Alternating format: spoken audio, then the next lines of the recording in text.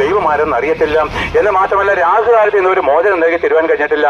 എന്നും കുറ്റമാണ്. കൂന്താലി തെക്കോട്ട് തിരിച്ചാൽ കുറ്റം, കിണർ മൂലക്കഴിക്കോളിൽ നേരെ ഒരു കുഴി കുത്തിയാൽ കുറ്റം, കാക്ക കരഞ്ഞാൽ കുറ്റം, ഭയമാണ്, മരണഭീതിയാണ്. അപ്പോഴെന്താണ്? നമ്മുടെ ആത്മാവിന്റെ ബന്ധനം മാറ്റുവാൻ ഒരു മതത്തിനും കഴിഞ്ഞിട്ടില്ല. ക്രിസ്തീയ മതം ഉൾപ്പെടെ ഒരു മതത്തിലും ദൈവമില്ല. പ്രിയപ്പെട്ട എല്ലാ മതത്തിന്റെ ഉറവിടം എവിടെ നിന്നറിയാമോ? പണ്ട് നമ്മുടെ ഒരു കവി പാടി, എന്താണ് പാടിയെന്നറിയാമോ? മനുഷ്യൻ മതങ്ങളെ സൃഷ്ടിച്ചു, മതങ്ങൾ ദൈവത്തെ സൃഷ്ടിച്ചു. ആ കവി വയലറാണ്. അദ്ദേഹത്തിന് ദൈവമാരെന്ന് അറിയത്തില്ലായിരുന്നു. എന്നാൽ പ്രിയപ്പെട്ട ആ പാട്ട് വളരെ തെറ്റാണ്. ഒരു മതവും മനുഷ്യന്റെ ഹൃദയത്തിൽ തോന്നിയതല്ല, ദൈവത്താൽ സൃഷ്ടിക്കപ്പെട്ടതുമല്ല. സകല മതങ്ങളും സൃഷ്ടിച്ചത് സാത്താന്റെ ഹൃദയത്തിൽ നിന്നാണ്. ക്രിസ്തീയ മതം ഉൾപ്പെടെ ഉറവിടം സാത്താന്റെ ഹൃദയത്തിൽ നിന്നാണ്. കാരണം എന്തെന്നറിയാമോ? നമ്മൾ പാപമോചനം നൽകി തരാത്ത കുറെ നല്ല ഉപദേശങ്ങളുണ്ട്.